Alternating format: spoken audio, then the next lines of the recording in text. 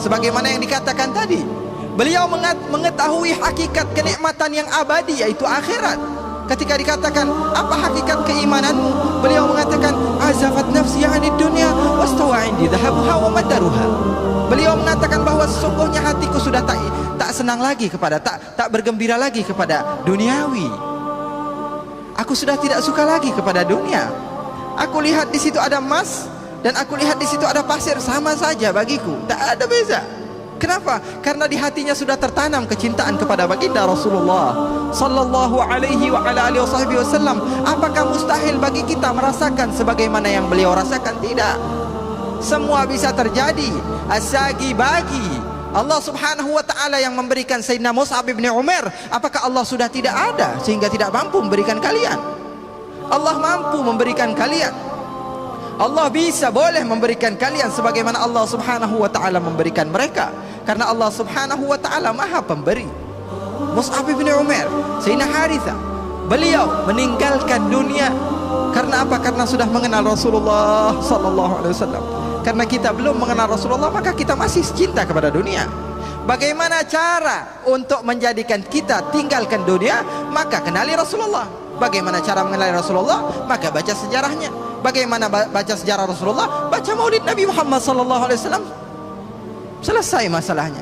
Berarti membaca maulid Rasulullah, membaca sejarah Rasulullah, membaca biografi Rasulullah adalah salah satu cara untuk mendekatkan diri kepada Allah subhanahu wa ta'ala. Beliau mengatakan, aku tidak cinta kepada dunia. Kenapa? Karena beliau sudah mengenal Rasulullah. Dan Sayyidina Imam Syafi'i mengatakan lebih dahulu daripada kita. Beliau mengatakan, wa man yadhuqid dunya fa inni ta'imtuha wa siga ilaina adbuha wa adabuha. Beliau mengatakan, barang siapa yang merasakan dunia, nikmatnya dunia, tidak nikmatnya dunia, maka aku sudah lebih dahulu merasakannya. Kau merasakan nikmatnya dunia, handphone terbaru, baju terbaru, aplikasi semuanya terbaru, kehidupanmu serba terbaru. Al-Imam Syafi'i mengatakan, wa may yadhuqid dunya fa inni ta'imtuha. Wahai sesungguhnya orang yang merasakan dunia, aku sudah lebih dahulu merasakannya. Wasiqa ilaina adbuha wa adabuha. Aku sudah merasakan nikmatnya dunia, aku sudah merasakan tidak nikmatnya dunia. Falam araha illa ghururan wa batila kama laha fi dhahril falati sarabuha. Aku tidak melihat dunia kecuali seperti fata morgana yang berada di padang pasir. Nampak seperti ada air, ketika aku mendekati maka tidak ada. Hidupku hanya 70 tahun, hidupku hanya 60 tahun. A'mar ummati ma baina 60 atau 70. Umur umatku antara 60 atau 70 tahun. Hidup yang sebentar, sudah ada yang umur 20 tahun, sudah ada yang berumur 30 tahun, sudah ada yang berumur 40 tahun, sudah ada yang berumur 50 tahun. Apakah kita merasa berjalannya waktu? Tidak merasa. Sebentar lagi kita akan meninggal dan hidup kepada kehidupan yang abadi, kehidupan yang kekal. Meninggalkan dunia. Para sahabat, para tabi'in, para tabi'in, kenapa mereka meninggalkan dunia? Karena mereka sudah taladzud, sudah merasakan lezatnya akhirat.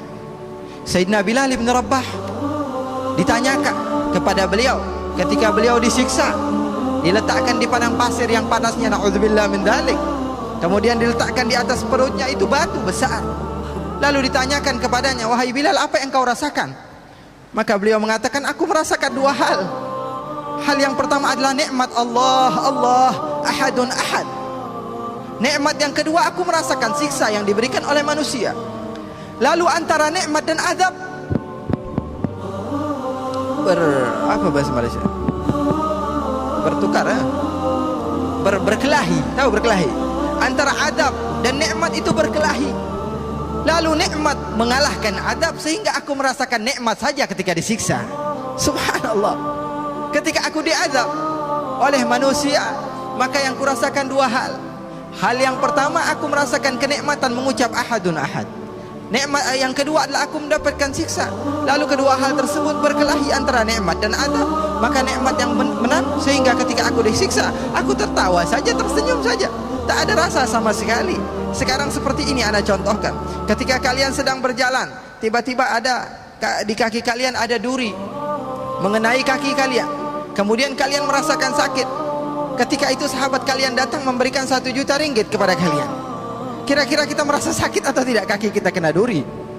Dua hal yang bersatu di dalam hati seorang mukmin, seorang muslim, seorang manusiawi.